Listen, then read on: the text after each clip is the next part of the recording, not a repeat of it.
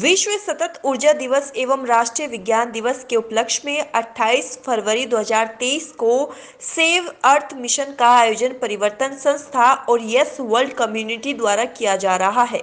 ज्ञात हो कि सदी में हम लोग विकास के नाम पर पर्यावरण को लगातार नुकसान पहुंचा रहे हैं।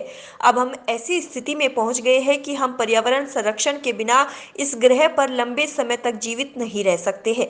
अतः इस कार्यक्रम का मुख्य उद्देश्य भविष्य के लिए पर्यावरण या प्राकृतिक संसाधनों की रक्षा करना, पर्यावरण संरक्षण और पर्यावरण के स्वास्थ्य के सुधार से संबंधित विस्तृत दर्शन, विचारधारा तथा सामाजिक आंदोलन की शुरुआत करना, वनों को संरक्षित करना, जैव विविधता की रक्षा करना तथा वन संसाधनों में आम आदमी की भागीदारी सुनिश्चित करना है।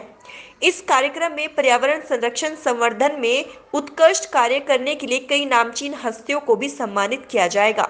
कार्यक्रम का आयोजन 28 फरवरी 2023 को कॉन्स्टिट्यूशन क्लब ऑफ इंडिया नई दिल्ली में किया गया। अपनी धरती माँ को बचाने का मिशन, अपने आप को बचाने का मिशन, आने वाली जनरेशन को बचाने का मिशन। वो मिशन आज आप सबको पता है कि हमारी दो माएँ हैं। एक माँ वो जिसने हमको जन्म दिया, एक माँ वो जिसपे पूरा संसार उसकी गोद में बसा हुआ है, लेकिन एक माँ वो जिसपे अपने पले बड़े हैं।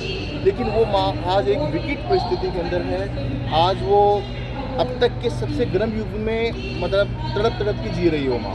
लेकिन जिस तरह से एक माँ होती है अपने बच्चे को, कोई भी आंधी तूफान आता है तो अपने आंचल में छुपा लेती है, लेकिन ये सोच के कि वो बच्चा बड़ा होकर मेरे बारे में कभी मेरा फर्ज निभाएगा।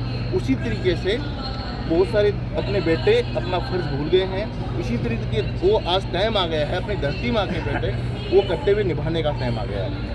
ये इतना बड़ा मिशन है, वो एक हाथ से इम्पॉसिबल नहीं है। जब तक पूरा देश, पूरी दुनिया, एक घर अपना हाथ आगे नहीं बढ़ाएगा तो धरती माँ को बचाना पॉसिबल नहीं है। तो अभी इतना क्रूशियल टाइम है सबको एक होने की। एक घर में ये सोच लाना जरूरत है कि धरती माँ को कैसे बचाया जा सकता है, कैसे कार्बन को रिड्यूस किया जाता है। इस मुहिम को हम पूरी देश, पूरी दुनिया में दिखाई जा रही है, तो इसे कितना इन पैनल पर लाया जा सकता है? यदि हम सभी लोग मिलजुल के प्रयास करेंगे, जिस तरह से देश के माननीय प्रधानमंत्री नरेंद्र मोदी जी लगे हुए हैं, उन्होंने बनते ही 2014 में जब प्रधानमंत्री बने थे तो सबसे पहले जो पर्यावरण स्वच्छ के लिए स्वच्छता अभियान चालू किया, ओपन डेफेकेशन को दूर करने का, तो उसका आज प्रभाव बहुत अच्छा है, दिख रहा है।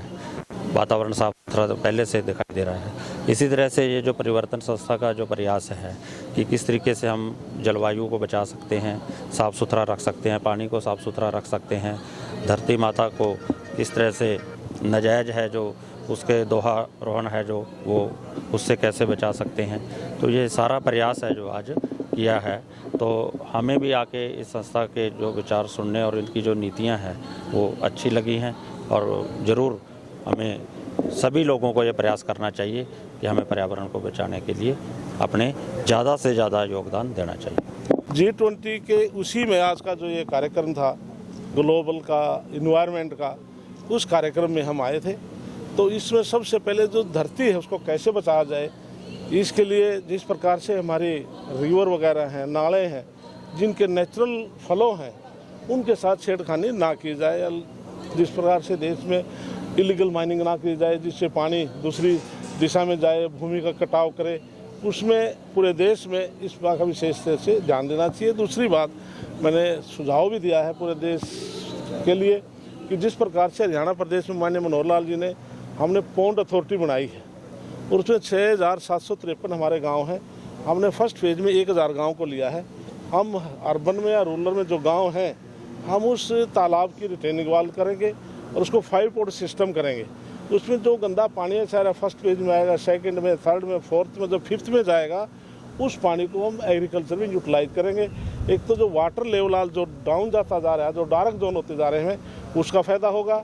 और एक एक्सेस पानी तालाब में आने से तालाब कटाव करेगा तो धरती का कटाव होगा, उसका बचाव होगा।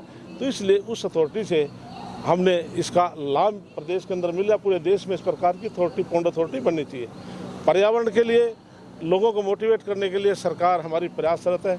हमने हरियाणा प्रदेश के सभी स्कूलों में जो लाखों बच्चे हैं, हमने उनको प्रेरित किया कि आप अपने नाम से, आप अपने प्रांगण में, प्रांगण से बाहर या किसी पार्क में आप पौधा लगाइए, अपने नाम से लगाइए। उसमें हरियाणा सरकार आपको 50 रुपये इंसेंटिव के तौर पर देगी। और सरकार ने ये भी फैसला किया है कि हर गांव के अंदर हम या तो जंगल है या 20-25 एकड़ में हर गांव में हम पौधे लगा करके जंगल तैयार करेंगे, जिससे पर्यावरण में शुद्धता आए। और देश में इस प्रकार से हर व्यक्ति अपने आप रिस्पॉन्सिबिलिटी लेगा, पर्यावरण को शुद्धता के लिए चाहे सफाई से जुड़े या पौधे लगाए, तो इसलिए मैं कहता हूँ कि हमारा देश और आगे बढ़ेगा।